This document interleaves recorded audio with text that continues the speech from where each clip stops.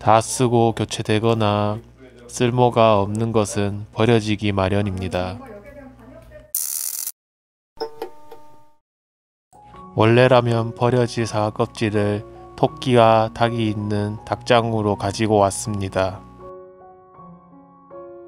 닭과 토끼가 사과 껍질을 잘 먹습니다. 그래서 가지고 왔습니다. 하지만 인생은 꼭 이렇게만 되지 않습니다. 자기 할 일을 다한 사과 껍질과 배추잎이 다시 닭의 먹이가 되어 쓰임새를 갖는 경우는 극히 드물다고 생각합니다. 쓰임을 다해서 버려지거나 실패를 해서 세상에서 내쳐지게 되면 닭의 먹이조차도 되지 못하는 잔인한 인생을 살게 될 것입니다. 물론 내처짐과 실패를 통해 여러 가지를 배우고 그 노하우가 쌓여서 성공한다고는 하지만 우리가 사는 세상은 그렇게 넉넉하지는 못한 것 같습니다. 큰 꿈을 품고 모든 일을 열심히 해서 세상에 쓰임이 있는 존재일 때에는 아무리 몸이 힘들어도 꿈과 희망을 품고 열심히 헤쳐나갈 수 있다고 생각합니다. 하지만 여러 때는 실패는 내가 일을 하지 않고 몸이 힘들지 않아도 정신적으로의 그 무게는 감당하기가 어렵다고 저는 생각을 합니다.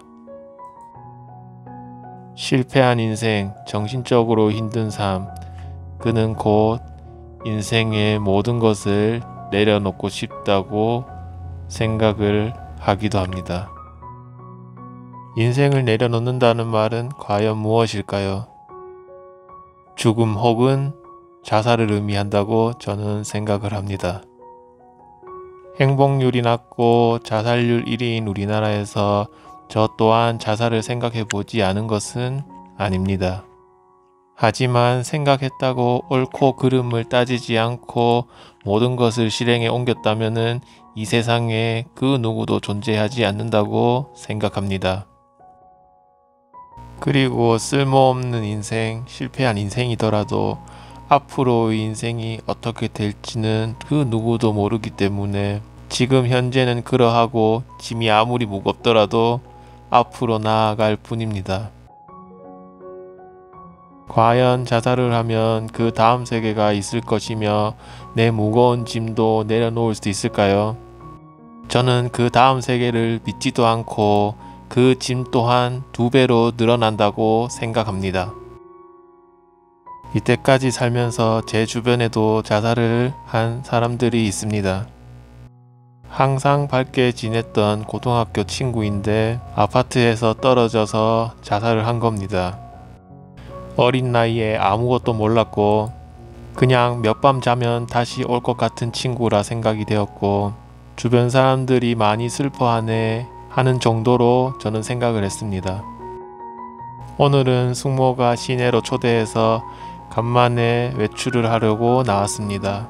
오랜만에 멋 좀 부려봅니다. 고등학교 제 친구가 자살을 했을 때는 그렇게 생각이 들었는데 제가 울릉도 있을 때 저에게 잘해준 고모가 자살을 했을 때에는 한창 꿈만 보고 앞으로 전진할 때였기 때문에 제겐 그저 일밖에 몰랐습니다. 엄마가 전화가 와도 그저 일 때문에 바쁘다고 끊어버리고 그런 일이 있었군요. 그럼 알아서 하세요 하고 관심조차 주지도 않았습니다. 정작 꿈을 잃고 이렇게 나와서 여러가지 이야기를 들어보니 그때는 나 또한 잘못했다고 생각을 합니다. 저한테는 고모고 아빠한테는 동생인 분이 자살로 돌아가셔서 아빠는 우울증이 생기고 엄마는 엄마 나름대로의 힘든 생활을 했다고 합니다. 이 일은 잠시 접어두고 연차라도 쓰고 나와서 주변 사람들을 잘 다독여 줬어야 하는데 말입니다. 마을버스가 도착했습니다. 촌에서 시내까지 가는 요금은 1,300원이 듭니다. 뒷좌석으로 가면서 보니 오늘은 손님이 적은 것 같습니다.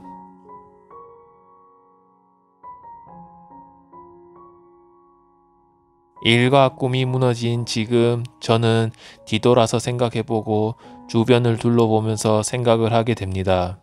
그때의 친구의 자살 그리고 고모의 자살은 잘못된 거라고 생각을 합니다.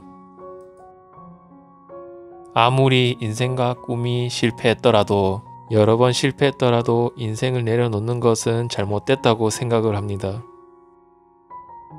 인생을 내려놓으면 자기 자신은 모르겠지만 그 주변 사람들은 더 큰 짐을 지게 된다는 것을 말입니다.